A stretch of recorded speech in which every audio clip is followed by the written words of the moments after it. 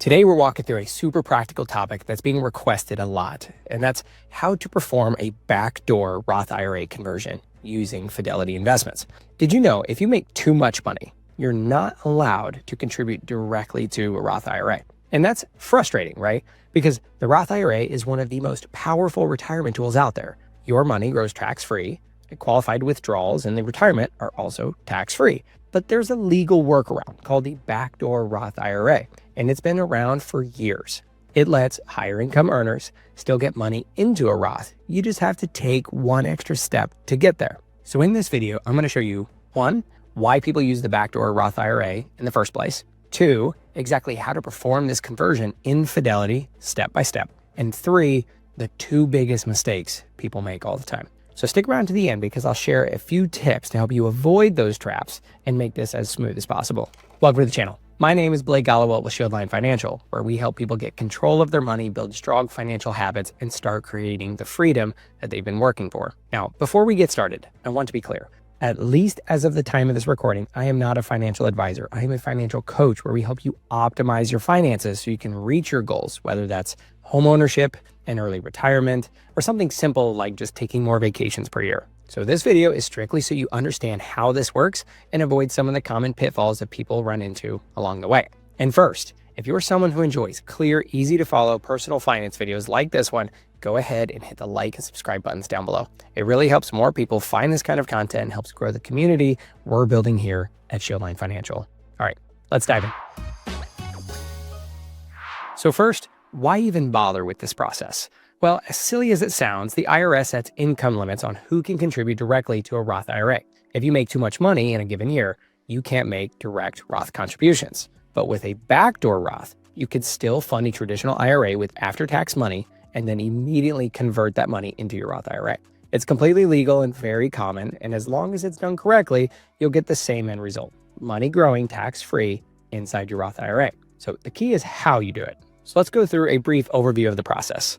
Let me give you a quick visual of what we're doing here before we jump into Fidelity. So imagine this as 3 buckets. The first bucket is the Fidelity Cash Managed Account or brokerage account. This allows the funds to come in and settle quickly to transfer to other Fidelity accounts. The second bucket is your traditional IRA. You'll make a non-deductible contribution here using after-tax dollars. And then you'll pour that money into your third bucket, your Roth IRA, through a conversion. So we're not adding new money directly into the Roth. We're just moving it through the traditional IRA to get there. The whole thing is the back door, and it's important that each step is done cleanly and documented properly so you don't trigger unnecessary taxes. All right, let's jump into Fidelity and cover this step by step. I'll be using Fidelity for this example, but the process is similar on most platforms. Okay, so here's what we see inside of my Fidelity account. Since we are going to be using 3 buckets, we're going to use my brokerage account, traditional IRA, then Roth IRA. So step 1, make sure you have both IRA accounts open. You'll need both a traditional IRA and a Roth IRA at Fidelity. If you don't already have them, I have a video about how to open a Fidelity account, and I'll put that at the top up here. Go ahead and open those accounts, and once they're officially opened, then come back to this video to finish the conversion. Okay, so once you're logged in, you'll see the accounts listed on the account overview over here on the left. And this brings us to step 2. We're going to contribute to the brokerage account. If you're holding money in a separate banking account, you'll want to transfer money into a brokerage account or cash management account first. So let's do that. So we're going to go to Individual, Transfer. We're going to do an electronic funds transfer to or from a bank. Okay, so it brings us to this page. Let's transfer between Fidelity and the bank. We're going to pick what account we're pulling from. We want to put it inside of our brokerage account. Let's scroll up.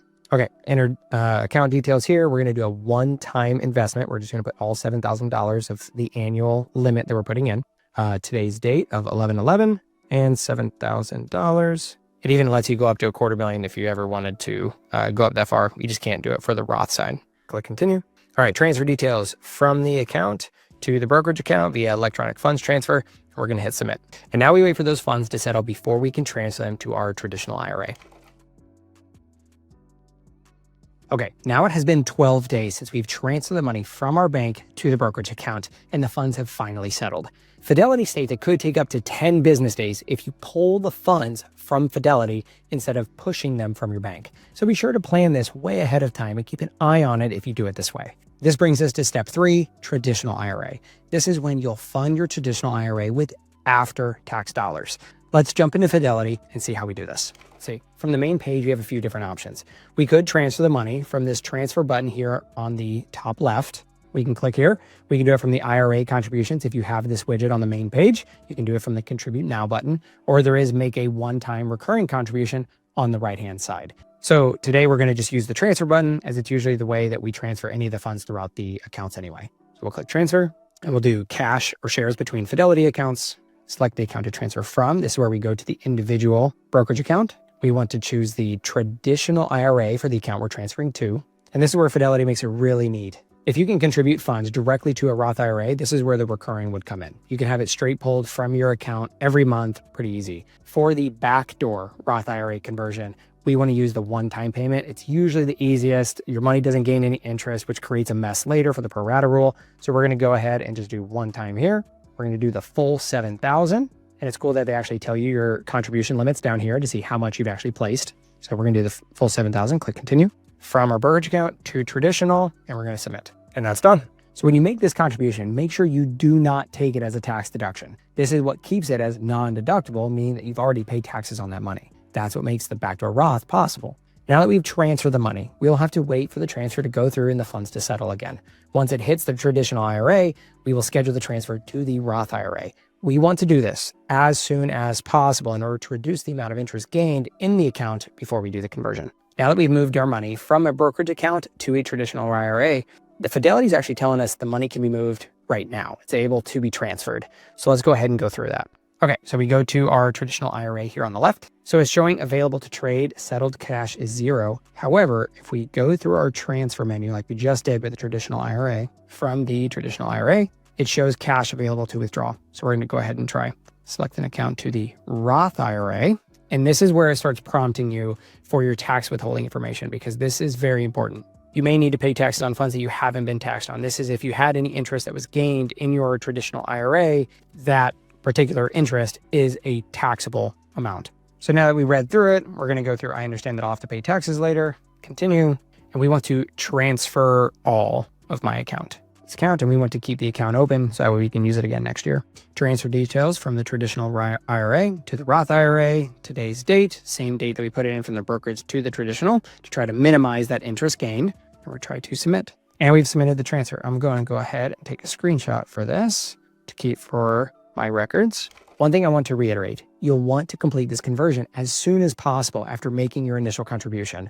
Ideally the same day or the next, which is why you went ahead and tried today. Same day we moved it from the brokerage account. Which brings us to step 5. Keep records for tax time. Once you've completed the conversion, Fidelity will send you 2 tax forms next year to give to your CPA. Form 5498 showing your IRA contribution and Form 1099-R showing your Roth conversion. When you file taxes, you'll need to complete Form 8606. This tells the IRS your contribution was non-deductible and that you already paid taxes on it. That's what prevents you from being taxed twice. If you use a CPA, they'll know exactly what this is, and if you file on your own with software like TurboTax, it'll prompt you for it automatically. And if you want this all automated, this is exactly what financial advisors and financial planners do. So you can always have them do this, usually for a fee, and that way it's all taken care of. You don't have to worry about any of it. Now let's talk about 2 of the biggest mistakes people make with a backdoor Roth IRA. Mistake number 1 is having other IRAs. This one catches a lot of people. If you have money in another traditional IRA, a SEP IRA, or simple IRA, the IRS looks at all of those accounts as one combined bucket when calculating your taxes. So if you have pre-tax money sitting in one of those accounts and you try to do a backdoor Roth, the IRS applies something called the Pro-Rata rule. This rule basically says that only a portion of your conversion will be tax-free. The rest will be taxable based on the percentage of pre-tax versus after-tax money that you have across all IRAs. Now, a solid financial planner or financial advisor can help you with this if it's a concern. To avoid it, most people either roll their pre-tax IRA funds into a 401k if their employer plan allows it, or wait until their other IRAs are empty before doing the backdoor Roth. So double check your other accounts before you start this process. Mistake number 2, waiting too long to convert. The second big mistake is waiting too long between the contribution and the conversion. Remember, if that traditional IRA balance earns even $10 of interest before you convert, the $10 is taxable income. The goal is to contribute and convert quickly, often within 24 to 48 hours. So there's no meaningful growth in between. The shorter that window, The cleaner your paperwork and the simpler your taxes. But note, it's not a big deal if you pay a tiny bit of tax on $10 rather than pay tax on your retirement funds way later in life. So just food for thought. Here are a few other things to keep in mind when doing your conversion. You must take any required minimum distributions or RMDs before doing a conversion if you're at that age. Conversions are irreversible. Once you do it, you can't undo it. So be sure before you confirm the transfer. And conversions count for the year they happen. If you do it in December, it counts for that year's taxes. And finally, the 5-year rule. Once you convert money into a Roth, you generally can't withdraw that converted amount penalty-free until at least 5 years have passed. So this strategy is meant for long-term retirement savings, not short-term access to cash. That's where the brokerage account shines with penalty-free liquidity. So that's it. That's how you perform a backdoor Roth IRA conversion in Fidelity. If you follow these steps, you'll have successfully moved your money into a Roth IRA, even if your income is over the limit. If you found this video helpful, don't forget to like the video and subscribe to the channel. If you're someone who wants help setting up a clear financial structure, getting your budgeting, your cash flow, and saving plans in order so that you can actually find the money to invest, that's exactly what we do at Shieldline Financial. I'll drop a link down below to schedule a free coaching call where we can look at your current setup and build a plan to help you take control of your finances and reach your goals faster. Thank you so much for watching, and I'll see you in the next video.